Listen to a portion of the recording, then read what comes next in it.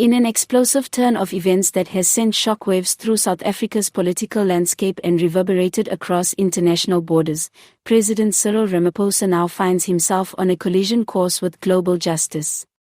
Sources close to both the African National Congress, the ANC, and international legal circles confirm that Ramaphosa may soon face legal proceedings at an international level, just as a bombshell revelation from former Energy Minister Gwede Mantashe threatens to blow the lid off long-suspected government corruption and cover-ups.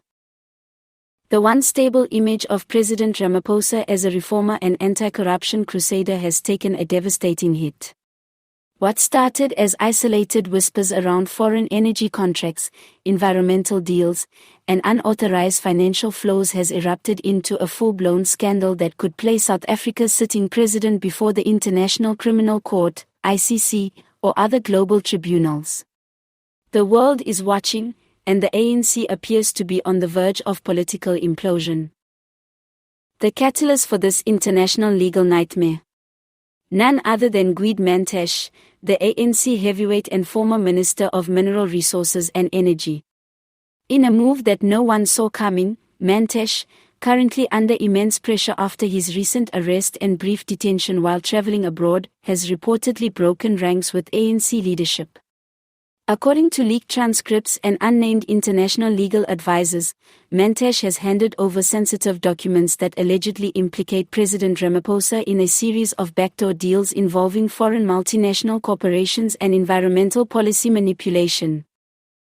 These documents reportedly detail how specific contracts tied to renewable energy and offshore drilling were rushed through regulatory bodies with full knowledge of their environmental violations.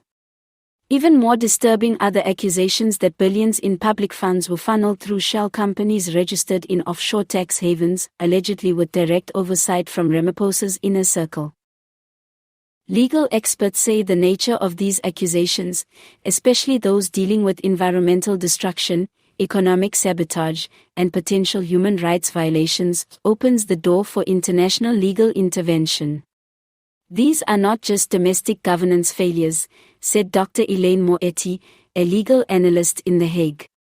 If substantiated, they touch on transnational criminal activity, which could invoke the jurisdiction of the ICC or the International Court of Justice depending on the treaties violated. Ramaphosa's legal team is reportedly scrambling to get ahead of the scandal. His spokesperson has dismissed the allegations as politically motivated fiction, accusing Mantashe of betrayal and suggesting that global powers may be using former South African officials to destabilize the current administration. Still, internal ANC communications leaked over the weekend reveal a party deeply divided, with factions now calling for Ramaphosa's resignation before the international fallout intensifies. Within the ANC, the situation is quickly spiraling. What was once fierce loyalty has now turned into open hostility. Key provincial leaders have begun distancing themselves from Ramaphosa, fearing that association with his name could cost them support in the upcoming 2026 general elections. One insider revealed, this isn't just a leadership crisis. It's a total collapse of trust at the top. Mantashe, meanwhile, has gone quiet.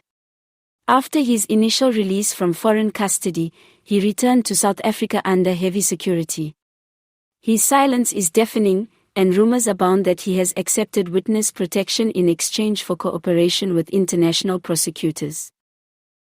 Protests have been scheduled in major cities, and there is growing momentum behind a movement calling for an independent commission, potentially involving international observers, to investigate the depth of the allegations.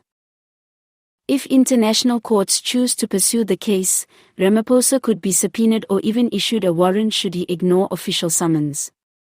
This would make him the first sitting South African president to face such a situation, effectively placing the country in unprecedented legal and political territory. Some analysts believe Ramaphosa might attempt to strike a deal or resign early to shield the country from further embarrassment. Others argue he will dig in, weaponize nationalist sentiment, and frame the situation as a neo-colonial attack on African sovereignty. What is certain is this: South Africa is standing on a political fault line, and the aftershocks from Mantashe's revelation have only just begun. The nation, and the world, is now waiting to see whether Ramaphosa will fight to clear his name in the international courtroom or fall under the weight of one of the biggest political scandals in post-apartheid history.